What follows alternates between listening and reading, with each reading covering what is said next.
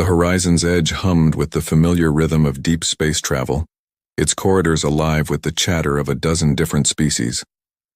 Kai Brennan preferred the quieter sections, the maintenance decks where the only sounds were the gentle thrum of life support systems and the occasional hiss of atmospheric recyclers.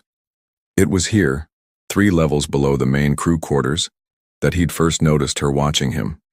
Vela moved with a grace that seemed impossible in the artificial gravity. Her people, the Etherians, were known for their ethereal beauty, tall, willowy beings with luminescent skin that shifted between pale blue and silver depending on their mood. But Vela was different from the other Etherians aboard. Where they maintained the aloof dignity typical of their species, she smiled, especially at him. "The thermal coupling on Junction 7 is fluctuating again," she said, appearing beside him as he worked on the plasma conduits. Her voice carried the musical quality of her people, but softer somehow, more intimate. Kai looked up from his diagnostics pad, startled. In 3 years aboard the horizon's edge, he could count on one hand the number of times crew members voluntarily sought him out during maintenance shifts. I noticed. Should have it stabilized within the hour. May I assist?" She knelt beside him, her movements fluid and purposeful. This close, he could see the subtle patterns of light that danced beneath her translucent skin, like aurora trapped under ice. "You don't have to. I know you're off duty." Kai's hands trembled slightly as he passed her a neural spanner. Their fingers brushed, and he felt a warmth that had nothing to do with the ship's heating systems. "I enjoy the quiet here," Vela said, already working on the coupling with practiced efficiency. "And the company." They worked in comfortable silence, their movements synchronized as if they'd done this countless times before. Kai found himself stealing glances at her profile, the way her silver hair caught the corridor lighting, how her brow furrowed in concentration. "On Etheria," she said suddenly, "we have a saying, the heart speaks loudest in silence. I think I understand it better now." "What does it mean?" Kai asked, genuinely curious. Etherians rarely shared cultural insights with other species.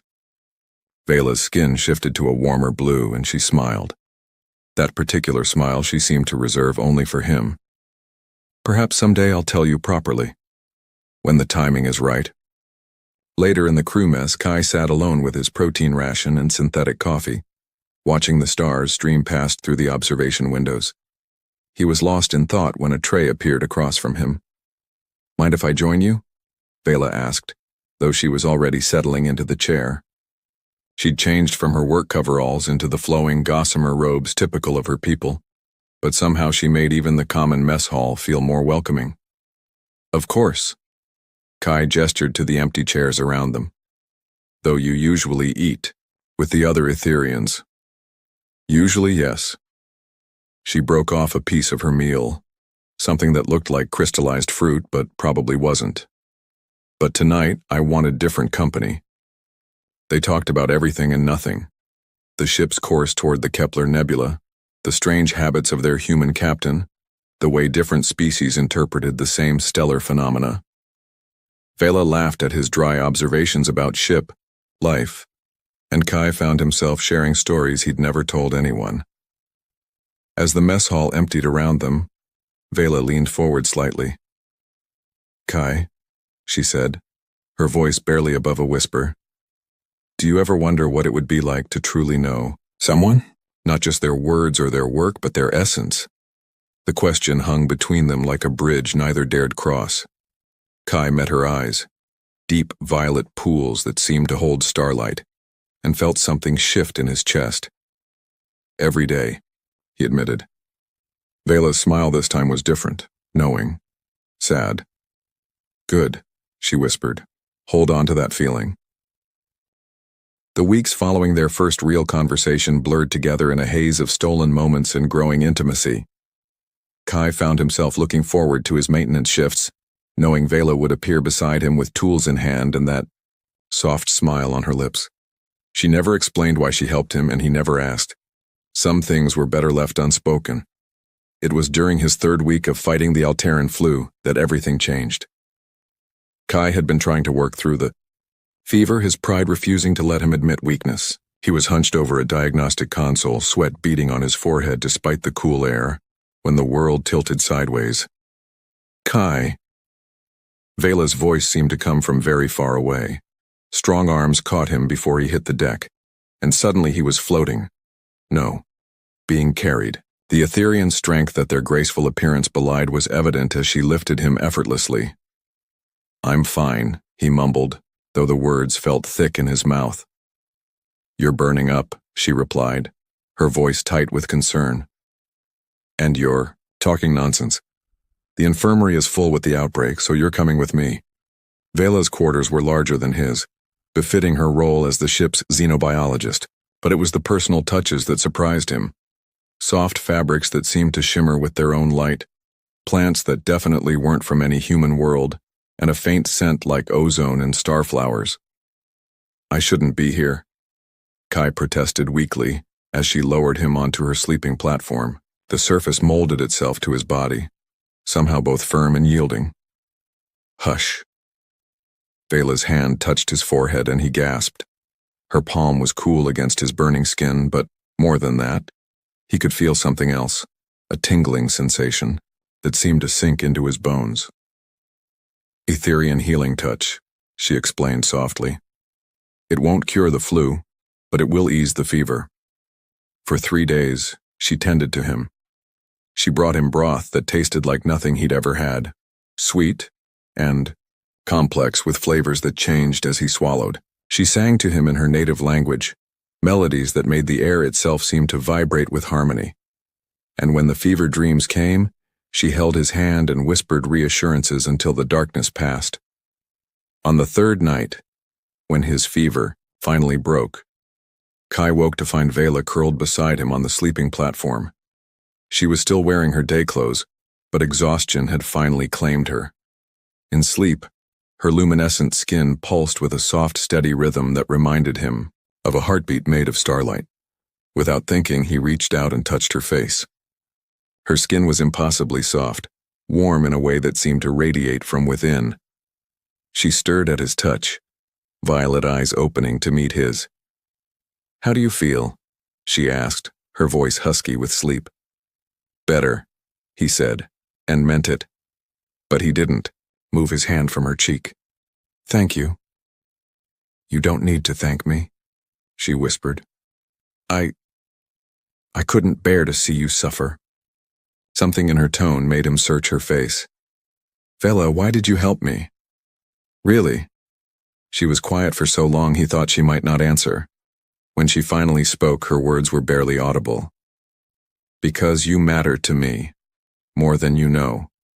The air between them seemed to crackle with unspoken words.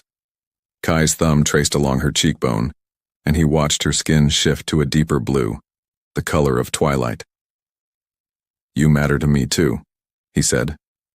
She closed her eyes, leaning into his touch. "Kai." "I know," he said, though he wasn't sure what he knew exactly. Only that this moment felt fragile, precious, and entirely too brief. They stayed like that until dawn cycle, not speaking, not moving, just existing in the space between friendship and something deeper. When the morning chimes sounded, reality intruded. Vela sat up slowly, her expression unreadable. "I should go," Kai said, though every fiber of his being wanted to stay. "Yes," she agreed, but made no move to leave the platform herself. It was another week before he was cleared for duty. When he returned to the maintenance decks, Vela was waiting for him with a neural spanner and that smile that made his heart skip. "Feeling better?" she asked, as if those 3 days of intimacy had been perfectly normal. "Much," he replied, falling into step beside her. "Though I think I owe you dinner. Something better than sick broth." "I'd like that," she said. And for the first time since he'd known her, Vela's smile reached her eyes without that underlying sadness.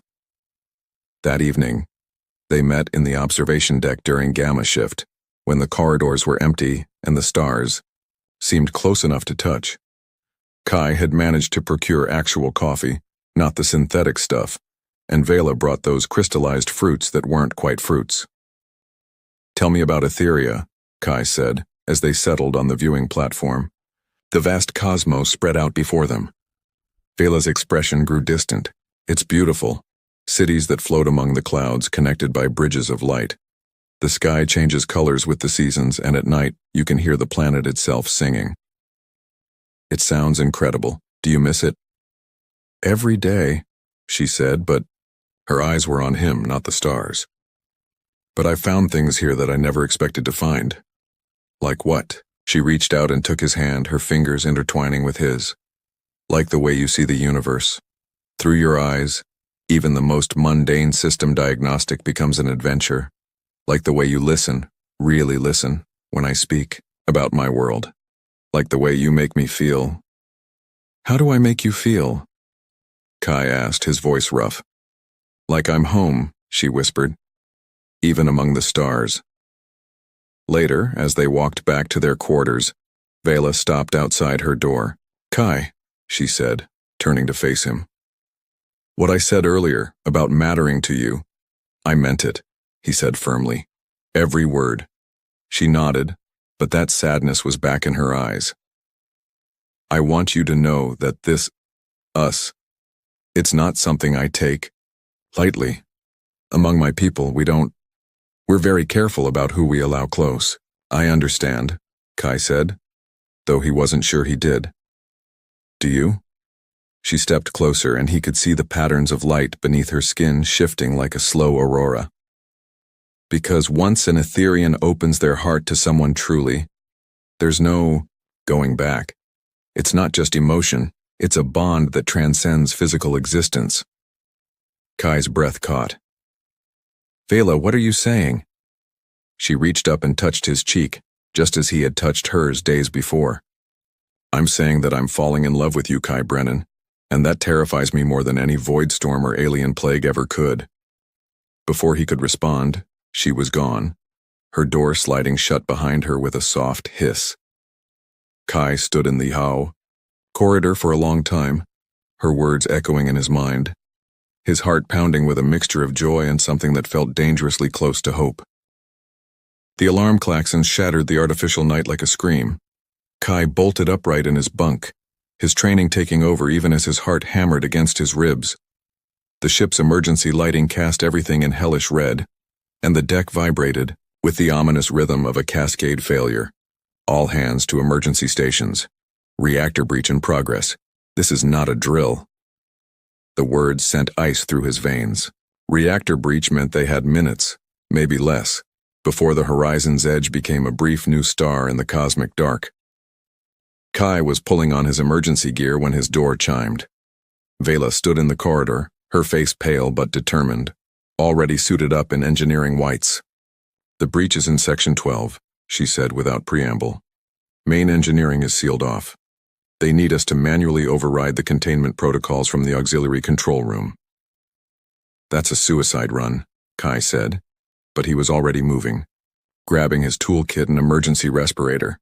The radiation levels will kill us in about 30 minutes, Vela finished, unless we can get the dampening fields back online first. They ran through corridors filled with emergency personnel and frightened civilians. The ship shuddered around them, and Kai could hear the growing whine of containment systems pushed beyond their limits. At the auxiliary control room, they found chaos. Half the systems were offline, the other half reporting cascade failures. There, Vela pointed to a junction box that was sparking and smoking. If we can reroute power through the secondary grid, I see it. Kai was already moving, his hands steady despite the adrenaline flooding his system. But someone needs to hold the manual cutoffs while I work. The radiation exposure. I'll do it. Vela was already moving toward the radiation-flooded section. No.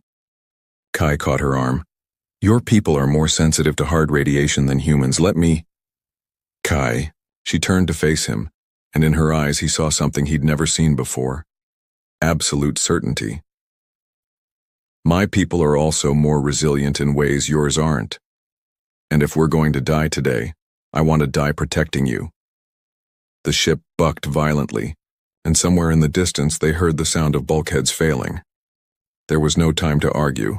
They worked in desperate synchronization, Kai's hands flying over the control systems while Vela held the manual overrides in place, her skin already taking on the sickly green tinge of radiation poisoning. The containment field flickered, stabilized, then began building strength. It's working, Kai breathed, watching the power levels climb.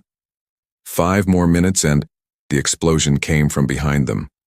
Not the reactor, something else. The shock wave slammed them both against the far wall, and Kai felt something in his shoulder snap. Through the ringing in his ears, he heard Vela cry out. She was pinned under a fallen support beam, her legs trapped, silver blood seeping through her clothing. The radiation readings were climbing again. The explosion had damaged their makeshift repairs. Go, she gasped, her luminescent skin flickering weakly.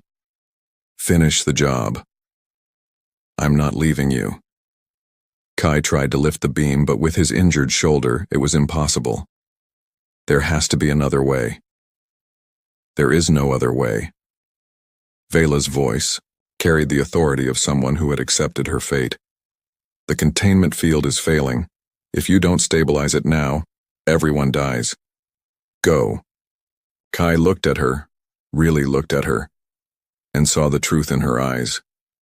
She was right. But looking at her, broken and bleeding, he also saw something else. Something that made his chest tight and his hands shake. He loved her. Completely. Desperately. Hopelessly. And he was about to lose her. I love you, he said, the words tumbling out before he could stop them. Vela, I love you. I should have said it before. I know, she whispered, and her smile was radiant despite the pain. I've always known. Now go. Save our ship. Kai forced himself to turn away to focus on the control systems. His hands moved with desperate precision, rerouting power, stabilizing the containment field, bringing the reactor back from the brink of annihilation. Behind him he could hear Vela's labored breathing, and he worked faster, tears streaming down his face. The field stabilized. The reactor readings returned to normal. The ship stopped shaking. They'd done it. Kai spun around to find Vela watching him, her skin now so pale it was almost transparent, but she was smiling. Well done, she breathed. Hold on, Kai said, falling to his knees beside her. Medical is on the way. You're going to be fine. Kai, she said softly, reaching up to touch his face. We need to talk. When this is over, when I'm healed, there are things I need to tell you. Things about my people, about why I'm really here. Whatever it is, we'll face it together, he promised, taking her hand in his. Something flickered in her eyes. Pain, but also something else. Something that looked like regret. I hope so, she whispered. I really hope so. The medical team arrived. Then, and Kai was pushed aside as they worked to free Vela from the debris. As they carried her away on a hover stretcher, she looked back at him one last time. Remember what I said, she called out, about timing being everything. It wasn't until later, much later, that Kai would understand what she meant. For now, he could only watch as the woman he loved disappeared around the corner and wonder why her smile had looked so much like goodbye. 2 weeks after the reactor crisis, Vela was released from medical with a clean bill of health. Etherian physiology, the doctors explained, was remarkably resilient. The radiation that should have killed her had merely weakened her temporarily, and her bones had healed with typical alien efficiency. Kai had visited her every day, bringing her books and synthesized flowers and stories of ship repairs. They'd talked about everything except the words he'd spoken in the auxiliary control room. The crisis had revealed his feelings, but it hadn't given him the courage to speak them again. Until tonight. He found her in the observation deck, as he'd known he would. It was their place now, the spot where they'd shared their first real conversation, their first meal together, their first tentative steps toward something deeper. She stood with her back to him, silhouetted against the stars, her posture strangely formal. Vela, he said softly, not wanting to startle her. She turned, and he saw that she'd been crying.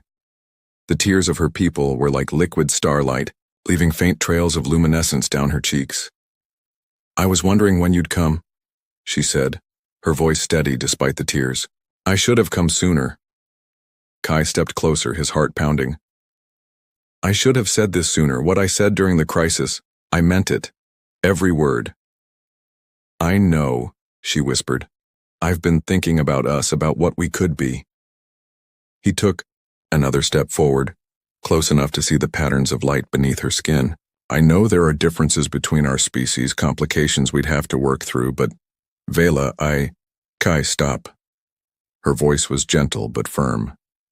"Please." He stopped, confused by the sadness in her tone. "What's wrong?" "I need to tell you something," she said, turning back to the stars. "About why I'm really here. About why I've been waiting for you to say those words." Waiting? Kai felt something cold settle in his stomach. "What do you mean?" Vela took a shuddering breath. "Among my people there is a tradition. When we reach our 25th year, we undergo a ceremony called the soul binding. It's a sacred ritual where we're bonded to another of our kind, permanently and irrevocably." "Okay," Kai said slowly, not understanding where this was leading. "The ceremony was supposed to take place 6 months ago," Vela continued, "but I requested a delay. I told the council I needed time to complete my xenobiological studies, but that wasn't the real reason." She turned to face him again, and in her eyes he saw depths of pain he'd never imagined. "The real reason was you," she said. "I was already falling in love with you even then. I kept hoping. I kept waiting for you to notice, to say something, to give me a reason to defy everything I'd been taught." Kai's breath caught. "Vela." "The delay expires tomorrow," she said, and her voice cracked. "A transport ship arrived this morning to take me home. The council has decided I've had enough time to indulge my curiosity about other species. The ceremony will take place in 7 days." The words hit him like a physical blow. "No," he said, stepping toward her. "No, you can't leave. Not now. I love you, Vela. I love you more than I've ever loved anything in my life." "Finally," she whispered, and her smile was heartbreaking. "Finally you say it." "I'll go with you," Kai said desperately. "I'll speak to your council. You can't." Vela shook her head. "The soul binding isn't just a marriage, Kai. It's a permanent psychic bond. Once it's performed, I won't be able to love anyone else. I won't even be able to remember what it felt like to love you." "Then don't go," he said, grabbing her hands. "Stay here, stay with me. If I don't return, I'll be exiled forever. Cut off from my people, my culture, everything I am. And more than that, my intended bondmate will be left incomplete. He'll never be able to love anyone else, never be able to find peace. I can't do that to him." Kai stared at her, understanding, finally dawning. "You've been waiting for me to say it first. If I'd said it earlier, if you'd said it 6 months ago, yes. I could have broken the betrothal, faced exile for love. But now..." She pulled her hands free and reached into her robes, withdrawing a small pendant that pulsed with soft blue light. "Now it's too late." She pressed the pendant into his palm.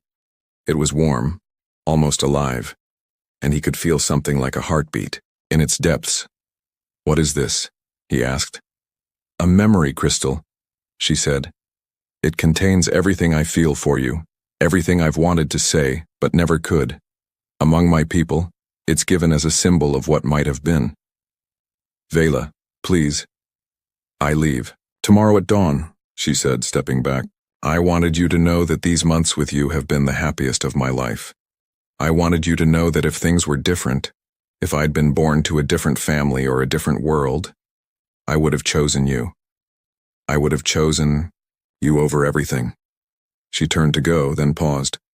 "And Kai, thank you for finally saying it. Even if it's too late, at least I'll know, in whatever small part of me survives the soul binding, that someone once loved me enough to break their own heart." She was gone before he could respond, leaving him alone with the stars and the weight of words spoken too late. In his palm, the memory crystal pulsed with the rhythm of an alien heart, and Kai understood that he was holding the physical manifestation of love that would never be.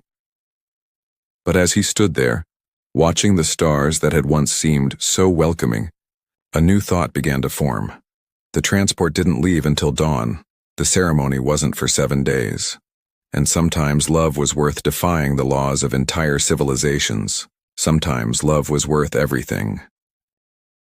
Kai didn't sleep that night. He paced his quarters, the memory crystal clutched in his fist, his mind racing through possibilities and impossibilities. By 0300 hours, he'd made his decision.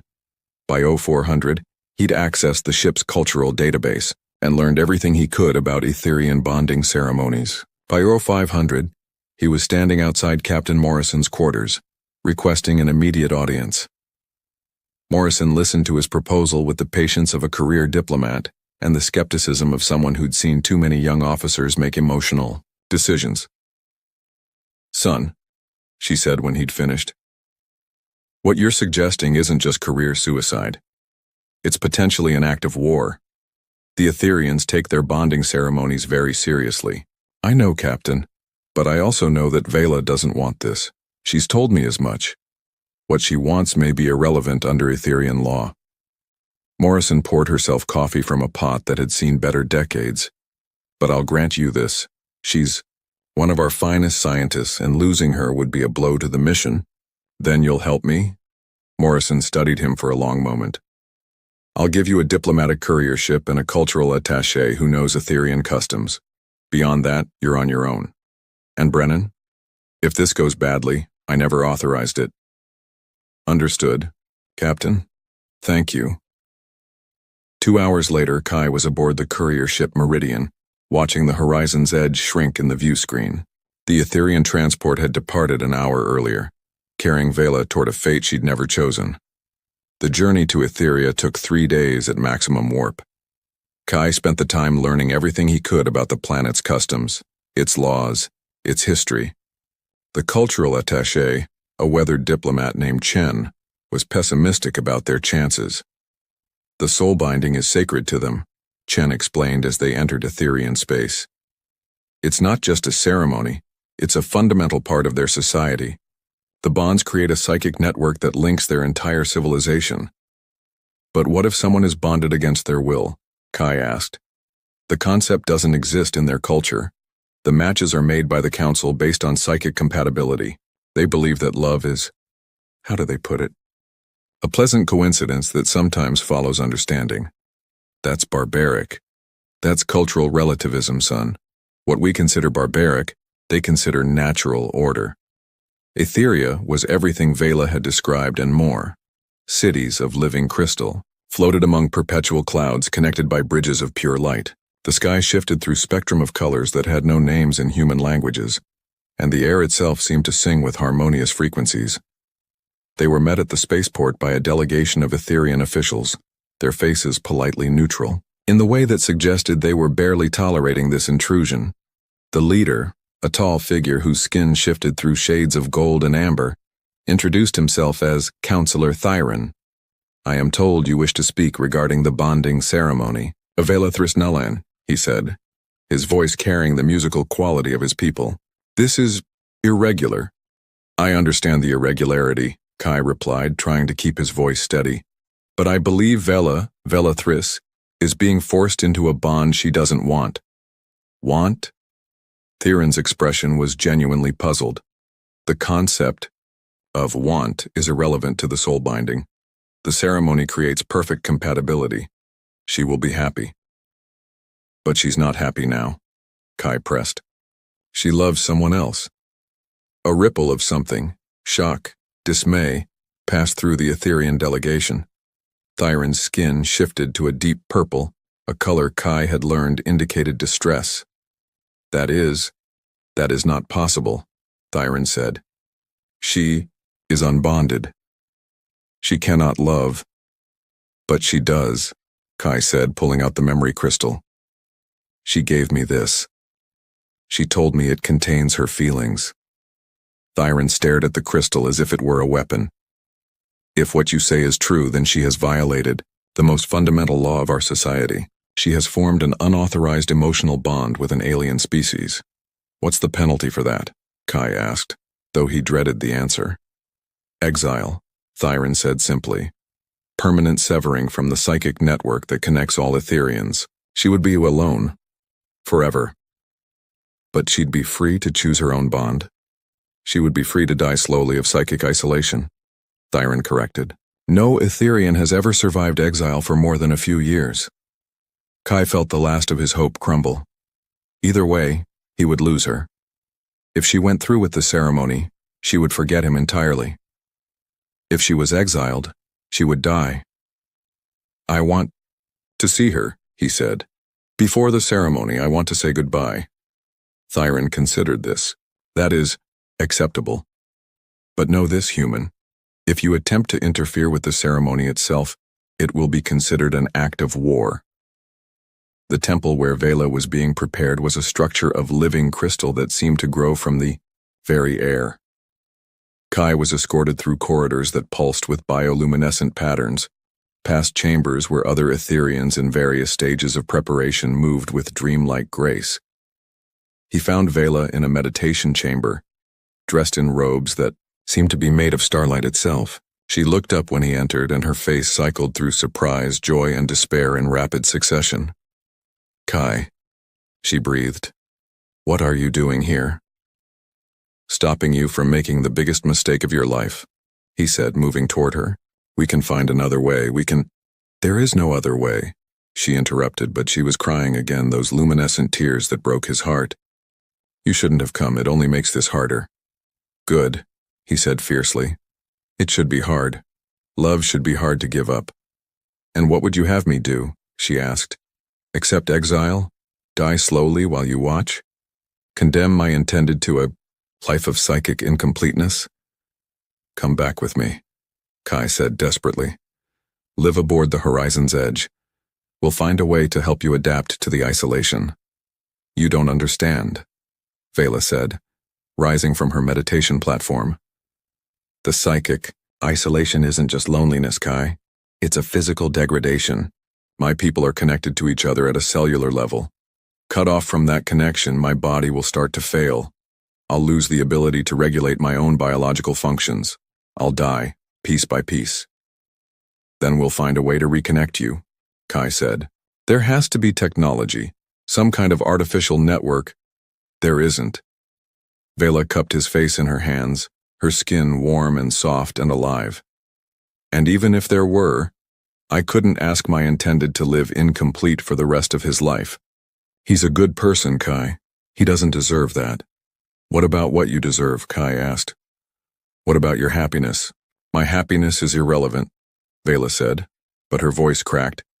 The needs of the many outweigh the needs of the few, Kai finished. I know the logic, but sometimes the few have to stand up for themselves. Not here, Vela said. Not now. It's too late. The ceremony was to begin at sunset. As the Etherian sun began its descent through the color-shifting sky, Kai found himself standing in a gallery overlooking the main temple chamber. Below, hundreds of Etherians had gathered, their combined presence creating a psychic harmony that he could actually feel, a low-frequency vibration that seemed to resonate in his bones. Vela entered from one side of the chamber, her intended, from the other. He was tall and graceful, with skin that shifted through shades of silver and blue, and Kai could see immediately that he was a good match for her. In other circumstances, they probably would have been happy together. The ceremony began with a series of harmonic tones that seemed to come from the very walls of the temple. The counselors spoke in the ancient tongue of their people, words that carried power and weight and permanence.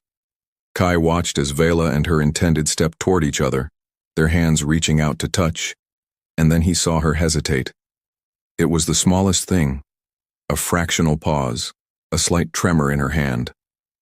But in that moment, Kai saw the truth. She didn't want this. She was going through with it out of duty, out of obligation, out of the belief that her happiness was less important than the needs of her society. He was moving before he realized. it pushing through the gallery doors and down the stairs to the main chamber. Security tried to stop him, but he was faster, more desperate, more willing to risk everything for love. "Stop," he shouted, his voice carrying over the harmonic tones. "Vela, you don't have to do this!" The chamber fell silent. Every eye was on him, every face a mask of shock and outrage. But Kai only looked at Vela, who stood frozen with her hand inches from her intended's. "I know the cost," he said, his voice steady despite the magnitude of what he was doing. "I know what it means for you to choose me, but I also know that you'll never be truly happy if you don't choose at all." "Kai," she whispered, her voice barely audible. "I love you," he said, not caring who heard him. "I love you enough to let you go if that's what you truly want. But I also love you enough to give you the choice. Here. Now. In front of everyone." "You're asking me to choose exile," she said, tears streaming down her face. "You're asking me to choose death." "I'm asking you to choose life," he replied. "Maybe a shorter life, maybe a harder life, but a life where you're free to love who you want to love." Around them, the Ethereans watched in stunned silence. Kai could feel their collective shock, their outrage, their confusion. But he could also feel something else, a strange kind of hope, as if some part of them had always wondered what it would be like to choose for themselves. Vela looked at her intended, who stood with quiet dignity waiting for her decision. "I'm sorry," she said to him.